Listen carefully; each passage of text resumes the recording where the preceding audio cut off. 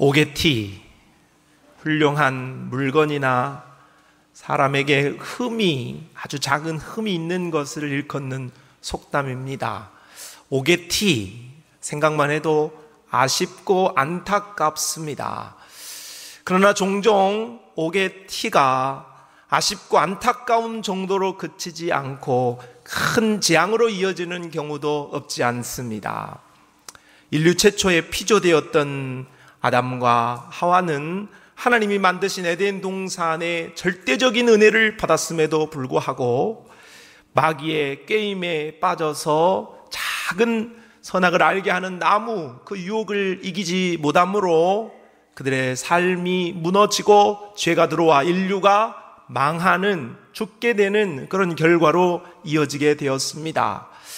만나 세대로 광야에 40년 동안 훈련받았던 만나 세대가 하나님이 약속하신, 땅으로 약속하신 시기에 정복을 하며 들어갈 때 하나님께서 승리를 주시고 은혜를 주셨음에도 불구하고 작은 한 사람 아간의 욕심과 범죄로 말미암아 아이성의 전쟁에 패배하게 되어지는 한 사람의 연약함으로 그 전쟁에서 민족이 어려움을 당하는 그런 일들이 있게 되었던 거죠.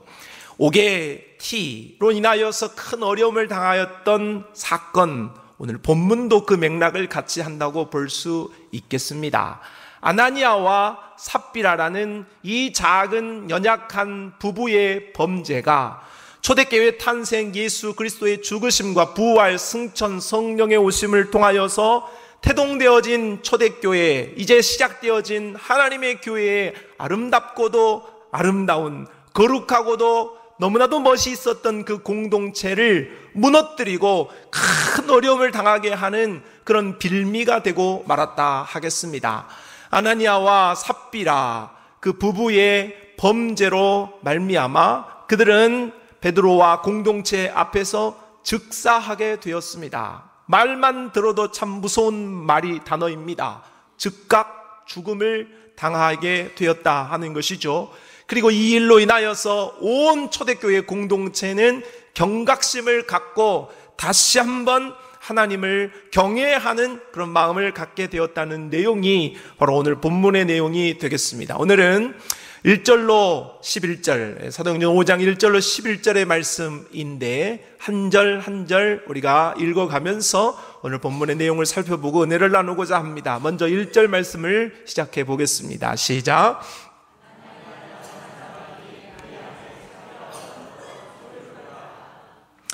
남편 아나니아, 아내 삽비라, 이 두 사람은 부부입니다. 부부.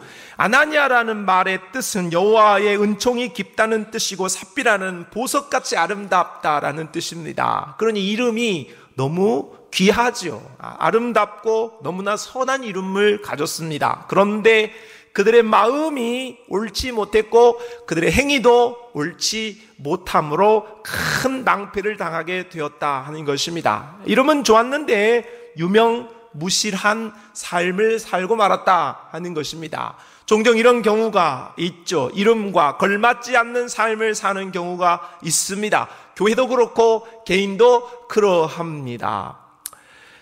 요즘 우리 교회들이 이름이 얼마나 많습니까마는 평안교회에 평안이 있다 없다?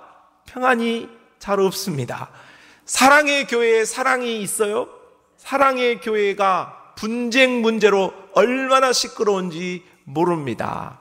부흥교회라고 이름은 지었는데 부흥이 잘 되지 않는 교회들도 있습니다. 자, 그러면 남의 이야기 할 것 없이 우리는 성산교회입니다. 성산교회라는 하나님의 집이고 하나님을 만나는 곳이라는 이름을 말할 수 있겠는데 우리 성산교회는 그럼 하나님을 만나고 있는가? 이렇게 질문을 한다면 어떻습니까, 여러분? 네. 아멘이시기를 바랍니다. 이름은 있는데 유명무실한 그런 모습으로 우리가 가서는 아니 된다 하는 것이죠. 성산교회, 하나님의 집이요 하나님을 만나는 곳이라는 그 이름에 걸맞게 우리는 늘 하나님을 뵙고 하나님과 동행하고 하나님으로 승리하는 그런 삶이 되어질 수 있기를 바랍니다. 그런데 이 남편 아나니아와 아내 삽비라가 오늘 1절 말씀을 보니까 소유를 팔았다고 했는데 그 소유를 혼자 결정하지 않고 이 부부가 참 사이가 좋았는 모양입니다. 더불어서 그 소유를 팔았다고 했습니다. 자신의 자산입니다. 그것을 팔아서 헌금을 하려는 계획을 세웠는데 그것을 더불어 했다 이렇게 말하고 있습니다. 더불어라는 말의 뜻은 참 좋은 말이죠. 더불어 사는 세상, 아름다운 말이에요.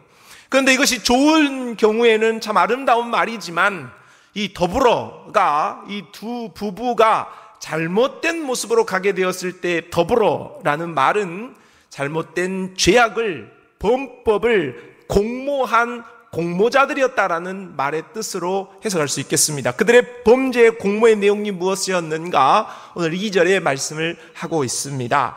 그 값에서 얼마를 감춤해 그 아내도 알더라. 얼마만 가져다가 사다들의 발 앞에 두니 했습니다. 자, 오늘 아나니아와 삽비라는 왜 이러한 자신들의 땅을 팔아가지고 교회에 헌금을 하려고 하는 좋은 일을 하게 되었는가? 그것은 우리가 지난 시간에 살펴보았던 바나바 때문이었습니다. 바나바라는 사람은 초대교회의 사도들을 제외한 스타로 등극했던 사람이라 말씀을 드렸죠. 그는 교회의 질서를 따라서 자신에게 있는 땅을 팔아서 그것을 사도들의 발 앞에 두었습니다. 교회 질서를 유지했다는 것이죠. 그리고 자신에게 있는 것들을 하나님께 드리고 또 성도들에게 나눌 수 있는 사랑을 실천했던 사람이고 그 이름의 뜻이 바나바라 하는 것은 고니하는 자였다는 뜻으로 많은 사람을 돌보는 사람이었다는 거죠. 그러니 여러 그의 신앙의 모습이 이 초대교회 공동체에 들어온 사람들의 눈에 너무나도 멋이 있었고 아름다웠다 하는 것입니다. 바나바가 무슨 말을 하든 어떤 결정을 하든 마음에 거침이 없이 동의를 해줄 수 있을 정도로 바나바의 인기와 바나바의 인격은 참으로 멋지고 아름다웠다고 말할 수 있죠. 자, 이런 모습처럼 오늘 아나니아와 삽비라도 바나바가 한 행동을 따라하고 있는 것입니다. 좋은 일이에요. 잘한 것입니다. 교회 내에 우리 성도들을 양으로 비유합니다. 그런데 이 양들은 그냥 행동하지 않아요. 양들은 선두양이 가는 대로 갑니다. 선두양이 졸졸졸졸 가면 그 뒤에 양들이 졸졸졸졸 따라갑니다. 그런데 선두양이 나뭇가지가 나와서 폴쩍 뛰면 그 뒤에 가는 양들도 폴쩍 뜁니다. 폴쩍 계속해서 뛰면서 그대로 가는 거예요. 그러니까 선두양이 어떻게 하느냐에 따라서 그 양떼가 어떠한 결정이 되어지는 거예요. 교회는 그래요. 교회는 먼저 되어진 장로가, 먼저 되어진 권사가 어떻게 행동하는지를 성도들은 보고 그대로 따라합니다. 그래서 앞에 있는 장로가 자꾸 우리 전라도 말로 이난 소리나 했었고 막 시비나 걸고 싸움이나 하죠. 그러면 밑에 있는 사람들이 안 그럴 것 같죠. 다 똑같이 합니다. 그런데 앞에 있는 장로가 너무나도 모범적이고 너무나도 잘해요. 그러면 뒤에 세워진 장로들도 그 모습을 보면서 그대로 그 모습을 따라가는 거죠. 그러므로 교회에 먼저 된 자, 선두된 자는 바나바와 같은 믿음으로 드려질 수 있기를 바랍니다. 자, 그러니까 이 바나바가 잘했어요. 그래서 아나니아와 삽비라 두 부부도 바나바와 같은 모습으로 자신들도 헌신해야 되겠다 이런 마음이 든 거예요. 그런데 문제는 이들의 마음 속에는 바나바와 같은 외형적인 모습은 따라갔지만 그들의 마음은 바나바와 같지 못했다 하는 것이죠. 이들의 마음은 바나바가 다른 사람들에게 존경받고 다른 사람들에게 주목을 받기에 우리도 좀 그러고 싶다 하는 생각이 있었던 것 같아요. 공명심이죠. 그래서 외식적인 모양으로 바나바처럼 우리도 그러면 땅을 우리 거 갖다가 바나바처럼 하자 하는 그런 결정을 하게 돼요. 그런데 막상 땅을 팔고 보니까 다른 사람들이 우리가 이런 행동을 보면 우리를 존경해주고 참 우리를 칭찬해줄 것은 같은데 막상 내가 가진 이 돈을 헌금하고 나면 자기 것들이 없어질 것이 아까운 생각이 들어진 거죠. 그래서 둘이 공모하기를 팔기는 팔되 우리가 우리 것을 다 팔았다고 말은 하고 조금 감춰두자 하는 결정을 하게 되었다 하는 것이죠. 자, 이러한 모습을 베드로가 알고 이 베드로를 책망하게 됩니다. 3절이에요. 3절을 읽어봅니다. 시작.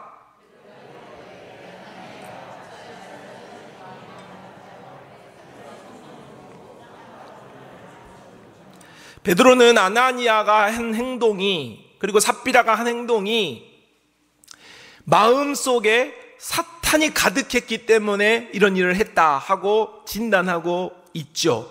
아나니아는 마음속에 사탄이 가득했어요. 그 마음이 선한 마음, 성령의 마음으로, 감동으로 이 일을 하고 있는 것이 아니라 자기 욕심, 자기 공명심을 틈탄 마귀가 그 마음을 지배해서 야, 너 이렇게 했으면 좋겠다 하고 생각을 집어넣고 그 생각의 지배를 받아서 지금 행동으로 옮기고 있다 하는 거죠. 이렇게 아나니아는 사탄에게 속은 거예요. 그리고 자신이 속았을 뿐만 아니라 교회를 속이려고 하고 초대교회 공동체를 속이려 한 거예요. 사람들을 속이려 한 거예요. 우리가 이렇게 판 거 누가 알 거야. 우리가 팔았다고 하고 좀 우리 갖고 그렇게 다 팔았다고 하고 교회에 헌금하자, 그런 생각을 하게 된 것이죠. 사단은 처음부터 속이는 자였다고 예수님이 밝히신 바 있습니다. 요한복음 8장 44절에 진리가 그 속에 없으므로 진리에 서지 못하고 거짓을 말할 때마다 제 것으로 말하나니 이는 그가 거짓말쟁이요 거짓의 아비가 되었습니다 하고, 이 마귀는, 사탄은 속이는 자요 거짓말하는 자라 이렇게 말하고 있는 것입니다. 사탄은 항상 달콤한 속임수를 써서 사기를 잘 친다 하는 거죠. 거짓을 통하여서 우리를 실패시킨다 하는 겁니다. 태초에 하와가 그 선악을 알게 하는 나무를 따먹게 했을 때도 뭐라고 꼬셨습니까? 야, 너 이거 먹으면 눈이 밝아져서 하나님하고 너하고 동격이 될 거야 하고 사기를 친 거죠. 그것에 속은 하와가 자기도 먹고 남편도 주어서 범죄하게 한 경우입니다. 아나니아는 사단에게 사기를 당한 것입니다. 속은 것이죠. 그래서 그의 마음이 이 사단에게 속아버렸고 사단에게 점령되어져서 결국 사단이 원하는 행동을 하고 말았다 하는 것입니다. 베드로가 아나니아에게 한 말을 통하여서 우리도 오늘 이 말씀을 통한 교훈을 좀 받아야 하겠습니다. 4절 말씀입니다. 땅이 그대로 있을 때에는 네 땅이 아니며 판 후에도 내 마음대로 할 수가 없더냐. 어찌하여 이 일을 네 마음에 두었느냐. 사람에게 거짓말한 것이 아니요 하나님께로다. 우리가 오해하지 말 것은 초대교회는 유무상통했으니 네 것 내 것이 없었다고 하니 야, 공산주의다 하고 공산주의가 여기서 출발했다는 말씀을 드렸습니다. 그건 잘못된 해석이라고 하겠습니다. 오늘 베드로가 말하잖아요. 땅이 팔기 전에 네 거였다. 땅을 팔고 난 데도 네 거였다. 그러니까 예수 믿으니까 공동체 안에 들어왔으니까 재산을 몰수하고 이단 사이비처럼 그렇게 하는 게 아니었다 하는 것이죠. 초대교회 성도들은 개인의 자산을 충분히 인정해주고 그리고 임의대로 사용할 수 있는 권한을 분명히 준 겁니다. 그러니까 땅이 팔기 전에도 네 땅, 팔고 난 뒤에도 네 땅이니까 네가 그것을 가지고 네 마음대로 할 수 있었을 텐데 판 것을 가지고 굳이 다 드렸다고 거짓말을 하면서 네가 마음대로 할 수 있는 것을 왜 그렇게 했느냐 하고 책망을 하게 되어진 것이죠. 요는 지금 아나니아에게 베드로가 공개적으로 지금 잘못을 지적하고 있는 것은 무엇이냐? 너 마음을 잘 가꾸지 못했다. 네 마음을 사탄에게 뺏겨버렸다 하고 지적을 하고 있는 것이죠. 마음을 성령으로 다스리지 못하고 충만하게 하지 못하고 사단에게 그 마음을 뺏겨버려서 실패하고 말았다 이렇게 말하고 있습니다. 이것은 참으로 중요한 부분이라고 하겠습니다. 초대교회의 특징은 성령의 강림으로 말미암아 성령의 충만한 공동체였다고 했어요. 그런데 오늘 아나니아의 마음은 사단이 가득했다고 했습니다. 전혀 반대편에 서 있는 그런 모습이었다고 할 수 있겠죠. 가인과 아벨이 제사를 드렸습니다. 하나님께. 그러자 하나님께서는 동생 아벨의 제사는 받았어요. 그런데 가인의 제사는 받지 않았는데 정확하게 보게 되면 하나님께서 가인과 그의 재물을 받지 않았다고 말씀하셨어요. 그 말은 가인의 재물이 문제가 아니라 가인의 삶이 문제가 있었다. 그래서 가인의 제사를 받지 않았다. 이렇게 우리가 이해할 수 있죠. 자, 그런데 하나님께서 그 제사를 받지 않았으면 자신의 모습을 돌아보고 왜 하나님이 내 제사를 받지 않으셨을까? 그렇게 생각하고 자신의 삶을 고치면 됐을 텐데 가인은 엉뚱한 생각을 갖게 됩니다. 동생 문제다. 동생은 제사를 하나님 받아주고 나는 안 받아줘? 그 시기하는 마음으로 그의 마음에 불편한 마음이 생겼어요. 그래서 그 마음이 분한 마음이 생기고 안색이 변하게 되었다는 거죠. 그러니 못된 마음이 사단에게 점령되기 시작한 것이죠. 하나님은 이를 아시고 가인에게 잘못된 길로 가지 않도록 충고를 하십니다. 창세기 4장 7절 말씀에 네가 선을 행하면 어찌 낯을 들지 못하겠느냐. 선을 행하지 아니하면 죄가 문에 엎드려 있느니라. 죄가 너를 원하나 너는 죄를 다스릴지니라. 우리의 마음속은 늘 가인처럼 그렇게 죄가 요구하고 또 우리의 마음을 사단이 점령하려고 한다 그 말이에요. 그러나 그런 마음이 들지라도 우리는 마음을 다스려내야 한다는 거죠. 마음 먹는 대로, 마음이 드는 대로 행동하는 것이 아니라 우리는 그 마음을 스스로 잘 다스릴 수 있어야 한다 하고 가르쳐 주시는 겁니다. 잠언 16장 32절 말씀입니다. 노하기를 더디하는 자는 용사보다 낫고 자기의 마음을 다스리는 자는 성을 빼앗는 자보다 나으니라. 제가 전에 있었던 교회 당회실에 저 말씀이 있었어요. 말씀을 한번 보여주세요. 이 말씀이 있었어요. 노하기를 더디하는 자는 용사보다 낫고 자기의 마음을 다스리는 자는 성을 빼앗는 자보다 낫다는 말씀이 있었어요. 그런데 그 당회에서 장로님들이 10분이 넘는데 이 말씀을 앞에다 놓고 당회로 모일 때마다 싸우는 거예요. 당회로 모일 때마다 큰 소리를 내는 거예요. 여러분 한번 생각해 보십시오. 우리는 누구의 종이고 누구의 지배를 받는 것입니까? 하나님 종인 것이고 하나님이 세우신 장로인 것이고 하나님이 세우신 직분자 아닙니까? 하나님의 말씀 앞에서 순종해야 하는 것 아닙니까? 그런데 교회에 분쟁이 생겨서 다른 교회 목사님이 오셔서 교회가 부끄러워지고 이 말씀을 가지고 또 말씀했습니다. 당회실에 이 말씀이 있더라. 그러니 서로 분쟁하지 말고 화합하고 화해해라. 그러니까 뭐라는지 아십니까? 말씀은 말씀이고 말씀은 말씀이고 나는 못한다. 눈에 뭐가 들어가도 못한다. 절망을 했습니다. 중재하는 그 목사님도 그렇고 저는 그 모습을 보면서 야, 이게 정말로 성도의 모습인가 하고 절망을 했습니다. 마음을 바꾸라고 하는 이 말씀에 순종하지 못하겠다고 하니 그러면 그 마음에 누가 꽈리를 틀고 있다는 소리입니까? 누가 그 마음을 지배하고 있다는 말이에요. 잠언 4장 23절은 말합니다. 모든 지킬 만한 것 중에 더욱 네 마음을 지키라. 생명의 근원이 이에서 남이니라. 할렐루야. 여러분의 마음을 잘 지키시기를 바랍니다. 따라합시다. 고집 피우지 않겠습니다. 말하라고 해도 안 따라하는 사람은 고집 피우겠다는 거죠. 다시 하겠습니다. 고집 피우지 않겠습니다. 사람이 나이가 들어갈수록 고집, 아집이 세져요. 남의 이야기 아니고 다 내 이야기인 거예요. 고집이 보통 은고집이에요. 은고집. 그 고집을 꺾어내는 것이 믿음이라고요. 우리의 마음을 나는 안 해. 그렇게 하지 마시고 내 마음대로 할 거야. 그렇게 하지 마시고 하나님께서 우리의 마음을 만지시고 고치라고 말하면 우리의 마음을 바꾸는 부드러운 마음 될 수 있기를 바랍니다. 죽는 것이 사는 것입니다.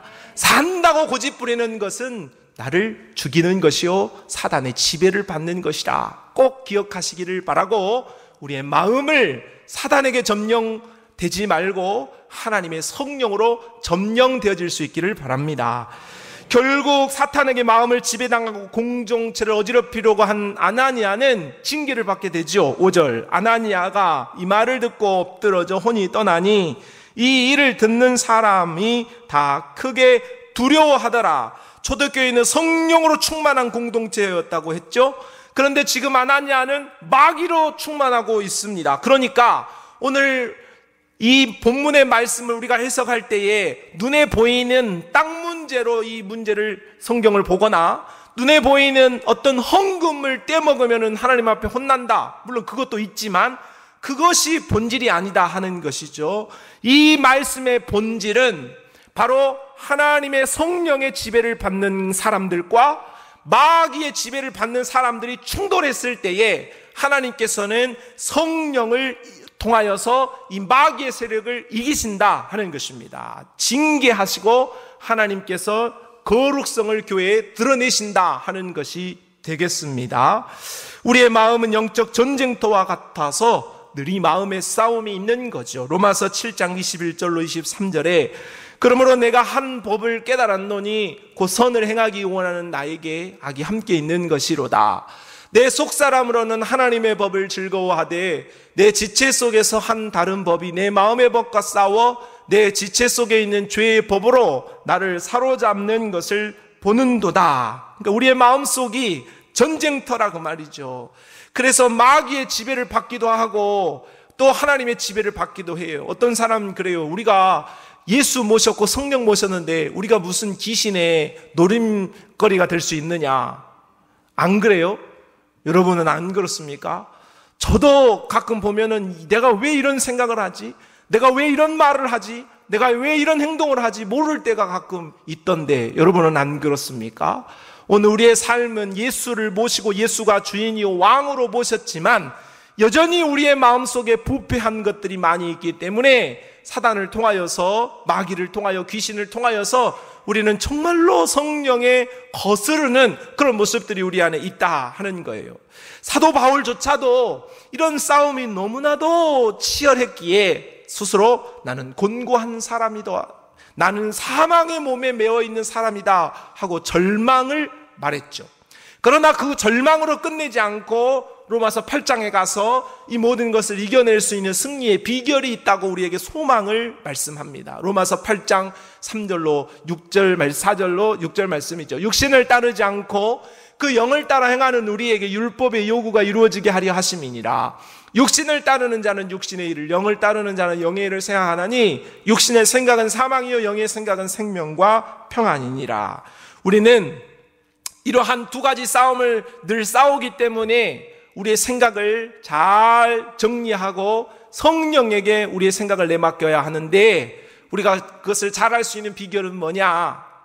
마귀를 이기겠다, 사탄을 이기겠다, 안 좋은 생각을 내가 깨뜨려 버리겠다 하는 데 집중하면 안 됩니다. 반대로 우리는 하나님의 생각이 무엇일까? 하나님이 기뻐하는 것이 무엇일까? 하는 것에 집중을 해야 한다는 것이죠. 부정적인 것을 안 하려고 집중하는 것이 아니라 긍정적인 것을 하려고 집중해야 한다는 것이죠. 마귀 사단을 어떻게 하면 이길까를 집중하지 말고 어떻게 하면 하나님을 잘 따라가고 하나님과 동행하게 되어질까를 우리가 따라간다면 승리할 수 있다 그 말입니다. 사실 마귀는 십자가를 통하여서 이미 패배한 세력입니다. 그러니 오늘 이 아나니아를 비롯한 사단은 교회 공동체를 무너뜨리고 개인을 무너뜨리고 하나님의 나라를 지금 회파하려고 덤벼들고 있지만 이들은 이미 패배한 세력이라는 거죠. 오늘 십자가를 통하여서 우리 하나님께서는 이미 우리에게 승리를 이루어내신 줄로 믿습니다. 그러므로 그 승리하신 하나님이 우리 안에 계시기 때문에 실패한 마귀를 너무 두려워하거나 그 귀신에게 너무 집중하지 말고 우리를 승리하게 하신 하나님에게 우리가 긍정적인 것에 집중하게 되어지면 우리는 승리할 수 있는 삶으로 나아간다. 그래서 우리는 사망으로 둘러싸이는 것이 아니라 생명과 평안이 우리 안에 자리할 수 있게 되어진다 하는 것을 교훈받게 됩니다. 여러분의 삶이, 여러분의 마음이 성령으로, 성령의 생각으로 지배받을 수 있기를 주님의 이름으로 축복합니다. 자, 이렇게 아나니아 남편이 죽자 시신을 어떻게 처리하는지 봅시다. 6절 읽어봅시다. 시작. 6절 말씀입니다. 시작. 자, 젊은 사람들이 일어나서 시신을 싸서 메고 나가 장사를 해버렸습니다. 자, 그래도 아나니아가 지금 초대교회의 한 교인이었지 않습니까? 공동체 일원이었지 않습니까? 그러면 3일장은 못한다고 해도 그래도 애도를 하고 좀 그럴 수 있는 시간은 줘야 하지 않겠어요? 그런데 죽자마자 시신을 가만히로 돌돌 싸서 그것을 무슨 동물 사체 유기하듯이 그것을 곧바로 버려버렸다는 거예요. 이 모습을 보면은 참 너무 그래도 냉혹한 거 아니냐, 너무 정없다, 이렇게 우리가 생각하고 오해할 수 있겠습니다만은 초대교회와 이 유대인들의 장례 문화를 생각하면 그렇지 않습니다. 이 유대인들의 장례 문화에는 5가지 경우에는 24시간을 넘기지 않고 죽은 자를 곧바로 처리하는 장례 문화가 있었습니다. 그 5가지라고 한다면 자살한 자, 출교를 당한 자, 범법한 자, 배교자, 국가의 반역자 같은 경우는 곧바로 시신을 처리하는 것이 법이었다, 그 말입니다. 그럼 오늘 지금 아나니아를 즉각 시신을 처리했다 하는 말의 의미는 무엇이겠습니까? 하나님 앞에 그가 범죄했고 그 범죄에 대한 심판을 받은 자로 초대교회가 그것을 인정했다 하는 것이 되겠습니다. 하나님은 여러분 공의로우신 분입니다. 죄에 대하여서 철저하게 판단하시고 심판하신 분이라는 사실을 알아야 합니다. 자, 그런데 우리 하나님은 이런 공의로우신 성품과 더불어서 하나님은 긍휼과 은혜, 사랑이 충만하신 하나님이신 것을 우리는 성경을 통해서 확인할 수 있습니다. 오늘 이 두 부부의 사건을 통하여서도 하나님은 그러한 모습을 보여주십니다. 남편 즉사하게 되었습니다. 그럼에도 불구하고 그와 공모한 아내인 삽비라에게 공의로우신 하나님의 모습과 더불어서 긍휼이 많으신 사랑의 모습을 보여주십니다. 7절로 8절 말씀인데 3시간쯤 지나 그의 아내가 그 일어난 일을 알지 못하고 들어오니 베드로가 이르되 그 땅 판 값이 이것뿐이냐, 내게 말하라 하니 이르되 예 이것뿐이니라 하더라. 아내가 남편이 3시간 전에 죽은 줄을 모르고 있습니다. 다른 사람 다 아는데 아내만 몰라요. 자, 그렇게 들어와서 남편하고 공모한 대로 똑같이 거짓말을 내뱉습니다. 땅값이 전부라고 거짓말한 거죠. 그러니까 베드로가 이 아내에게 물어봅니다. 그 땅 판값이 이것뿐이냐? 지금 베드로는 알고 있어요, 모르고 있어요? 눈 감은데 어떻게 알아요? 알고 있어요, 모르고 있어요? 알고 있죠. 그럼 왜 물어보는 겁니까? 회개할 기회를 주는 거죠. 몰라서 묻는 것이 아니라 알고 있지만 회개해라 하고 기회를 주고 있는 거예요. 그런데 불행하게도 삽비라는 그것에 대한 기회를 상실하고 말았습니다. 결국 그가 남편이 갔던 길을 비참한 최후를 맞게 되었죠. 이사야서 54장 8절 말씀에 내가 넘치는 진노로 내 얼굴을 내게서 잠시 가렸으나 영원한 자비로 너를 긍휼히 여기리라. 네 구속자 여호와께서 말씀하셨느니라. 하나님은 진노 중에라도 긍휼을 열어놓으신 분이신 겁니다. 아담이 범죄하고 숨었을 때 아담아 네가 어디 있느냐 물었죠. 가인에게 동생을 쳐 죽였을 때 네 동생이 어디 있느냐 물었습니다. 하나님께서 그 물으신 물음은 몰라서 묻는 물음이 아니죠. 하나님은 다 보고 알고 계셨습니다. 그러나 물었다는 거예요. 무엇입니까? 회개할 기회를 주고 싶다 하시는 하나님의 마음인 거죠. 오늘 베드로가 네 땅값 이게 전부냐 이렇게 물었다 하는 것은 회개할 기회를 줬다 그 말입니다. 사랑하는 성도 여러분, 우리는 하나님 앞에 믿음 생활하면서 범죄한 길로 갈 수 있습니다. 그런데 하나님께서는 우리가 그 범죄한 길로 가게 되어질 때에 반드시 회개의 기회를 주신다는 사실을 기억하시기를 바랍니다. 하나님이 기회를 주신다 할 때 돌아서는 지혜가 있어야 하고 용기도 있어야 하는 것입니다. 가던 길을 나도 모르겠다 하고 그냥 직진하지 말고 오늘 주의 음성이 들려질 때에 잘못된 길로 가는 것을 돌이켜서 하나님이 원하시는 길로 유턴하는 은혜가 있기를 바랍니다. 긍휼이 풍성하신 하나님, 자비로우신 하나님께서 너그럽게 용서하시고 우리를 새로운 길로 인도하여 내실 줄로 믿습니다. 베드로는 회개의 기회를 차버린 아내 삽비라에게 그 죄목을 공개적으로 9절에 밝히고 있습니다. 베드로가 이르되 너희가 어찌 함께 꾀하여 주의 영을 시험하려 하느냐.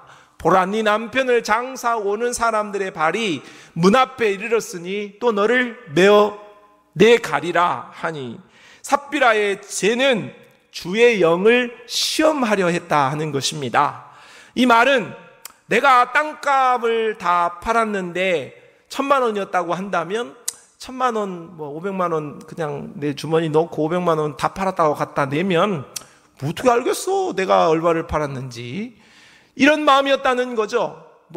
사도들이 알겠어, 교회 성도들이 알겠어, 하나님이 알겠어, 그냥 넘어가, 그렇게 생각을 했다 하는 거죠. 그런데 하나님은 아셨다 하는 것입니다. 여러분, 하나님은 전지전능하신 분이세요.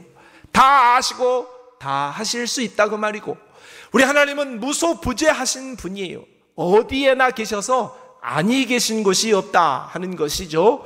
그러므로 하나님을 속일 수가 없는 거예요.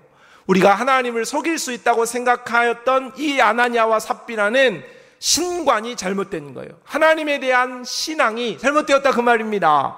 우리는 하나님이 나를 다 아신다 하는 것을 생각하면서 하나님을 속이려 들지 말고 하나님 앞에 늘 정직하게 있는 모습 그대로 나아갈 수 있기를 바랍니다. 부족하면 부족하다고 말하고 허물 있으면 허물 있다고 말하면 될 일을 하나님이 모르신다 생각하고 꽁이 지만 고개를 쳐박으면 아무도 모를 거라고 생각하는 그 어리석은 모습처럼 오늘 우리가 그런 행동을 해서는 아니 된다 하는 것입니다. 다 아시는 하나님 앞에 우리의 있는 연약한 모습을 그대로 나아가면 우리 하나님께서는 우리의 연약함을 새롭게 하여 주실 능력을 베풀어 주실 줄로 믿습니다. 자, 이제 아나니아와 삽비라는 아내 삽비라는 남편과 같은 죽음을 당하게 되어지고 이 일로 교회는 큰 교훈을 얻게 되었습니다. 이제 마지막 말씀 10절로 11절을 읽어봅시다. 시작.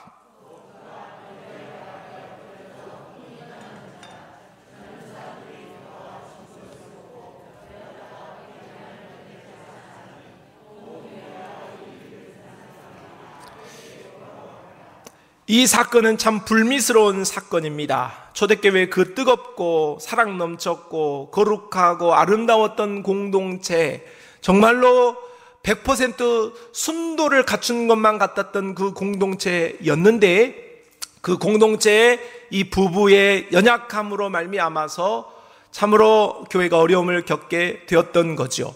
자, 그러나 이 일로 인하여서 온 교회와 또 개인의 성도들은 큰 교훈을 얻게 돼요. 아, 하나님 살아계시구나. 하나님 다 보시는구나. 그리고 교회는 거룩해야 되고 순결해야 되는구나 하는 생각을 갖게 되고 하나님을 더 경외해야 하는 마음을 가졌다 하는 거예요. 만리장성이 무너진 것은 그 만리장성이 연약했기 때문이 아니죠. 만리장성을 지키는 이 관리들의 내부적인 부패, 뇌물을 받고 안에서 문을 열어주는 것으로 인하여서 어려움을 겪게 되었다 하는 것입니다. 오늘 교회와 오늘 우리 개인의 삶이 어려움을 겪는 것은, 실패를 경험하는 것은 외부적인 누군가의 잘못이라기보다 오늘 교회 공동체 안에 있는 우리의 연약함과 또 개인 스스로에 대한 연약함으로 기인하는 경우가 더욱 많다고 할 수 있겠습니다. 옥의 티와 같이 오늘 우리에게 아주 작다라고 생각하는 죄, 아주 작기 때문에 사소하고 그냥 넘어가도 좋다라고 생각하는 허물, 그 한 가지가 온 교회를 어지럽힐 수도 있고 오늘 나의 개인의 삶을 망가뜨릴 수도 있음을 우리는 기억해야 하겠습니다. 그러므로 오늘 성령께서 나의 양심에 이런 문제는 좀 허물고 가자, 이런 문제는 좀 처리하고 가자, 그렇게 감동 주셨을 때는 그 감동을 무시하지 말고 우리가 하나님의 은혜 안에서 조명하시는 그 성령의 지혜 안에서 이러한 부분들을 하나하나 잘 정리하고 처리해 감으로 사랑하는 우리 벌교 성산교회가 하나님 보시기에 순수한 교회, 빌라델피아 교회와 같이 참으로 칭찬받을 수 있는 적은 능력을 가졌지만 큰 권능을 발휘할 수 있는 교회로 쓰임받을 수 있게 되기를 바랍니다. 오늘 우리 개인의 삶도 그렇습니다. 오늘 우리의 개인의 삶이 성령으로 충만해지고 믿음으로 충만하여져서 옥의 티와 같은 것들, 잡티와 같은 것들을 늘 지혜롭게 잘 정리해가고 가지를 쳐감으로 말미암아 바르게 성장해가고 아름다운 큰 나무와 열매를 맺는 모습이 되어서 하나님의 기쁨이 되어질 수 있는 그런 거룩한 바나바와 같은 그런 믿음의 위상의 자리에 우리 모두가 설 수 있게 되기를 주님의 이름으로 축복합니다. 하나님 아버지 감사합니다. 오늘 아나니아와 삽비라의 사건을 통하여서 우리의 삶을 들여다보기를 원합니다. 혹 우리는 옥의 티와 같은 연약함과 부족함으로 가고 있는 모습은 없는가? 오늘 우리의 모든 연약함을 아버지가 굽어 살피시고 또 깨닫게 하시는 바대로 오늘 우리가 돌이킬 수 있게 하여 주시사 하나님이 원하시는 아름다운 교회 공동체, 아름다운 우리 개인과 가정이 되어질 수 있도록 은혜를 베풀어 주시옵소서. 예수님의 이름으로 기도합니다. 아멘.